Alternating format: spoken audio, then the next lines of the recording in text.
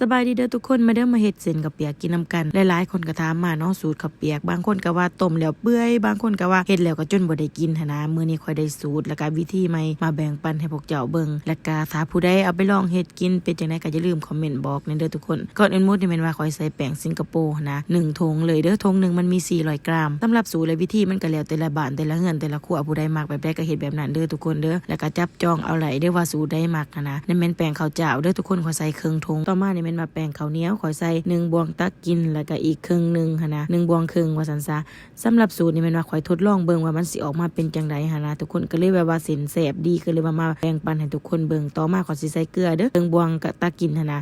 แล้วก็สิตีแป้งให้มันผสมเข้ากันก่อนนะเพื่อว่าให้ทุกอย่างที่ข่อยผสมเข้าให้เนื้อมันเข้ากันดีทุกคนมื้อนี้ข่อยได้จักมาใหม่เด้อข่อยเลยสิว่ามาลองให้พวกเจ้าเบิ่งนำกันเนาะและหลังจากนั้นก็จะใส่น้ำร้อนเด้อน้ำร้อนนี่แม่นต้มให้ฟุดๆเลยเด้อทุกคนใส่500 ml ลงไปใส่500 ml แล้วก็ปั่นเบิ่งก่อนหั่นนะในตอนที่ข่อยปั่นนี่นะถ้าผู้ใดบ่มีจักปั่นก็สามารถเอาไม้ข้นก่อนเด้อทุกคนเอาไม้ข้นก่อนแล้วก็จึงเอามือนวดหั่นนะเพราะว่าเส้นข้าวเปียกเฮาถ้าน้ำบ่ร้อนมันก็สิบ่เป็นเส้นข้าวเปียกเด้อทุกคนมันสิบ่เป็นเส้นมันสิเปื่อยหั่นนะหลังจากที่ว่าข่อยปั่นไปแบบว่าบ่ดนดอกทุกคนมันก็แล้วแต่ว่าผู้ใดสิเฮ็ดหลายเฮ็ดน้อยเนาะแล้วก็สิมาเติมน้ำใส่อีก300 ml เด้อพวกเจ้าเพราะว่ามันเป็นแบบพงๆอ่ะนะในตอนที่ว่าปั่นแป้งนี่นะข่อยสังเกตเบิ่งได้ว่าแป้งข่อยมันอยากแล้วหน่อยนึงเลยทุกคนข่อยก็สิเติมแป้งลงไปหั่นนะประมาณยุบ2ยุบนี่แหละแปลว่าเพราะว่าเวลาเฮาปั่นไปน้ำเฮาเติมใส่น้ำหั่นนะแป้งมันแล้วหั่นมันแก้ไขบ่ยากเด้อทุกคนก็เติมแป้งว่าซั่นซะแป้งที่ข่อยเติมข่อยก็ใส่เป็นแป้งอันนั้นสิงคโปร์เด้อหรือว่าแป้งมันสำปะหลังหั่นก็ได้เพราะว่ามันก็เป็นแป้งอันเดียวกันนั่นแหละทุกคนกับแป้งสิงคโปร์เพราะว่าแป้งมันต้นนั่นแหละเนาะจากปั้นแล้วเบิดทุกอย่างแล้วก็สิมาเอาแป้งออกเบิ่งในทุกคน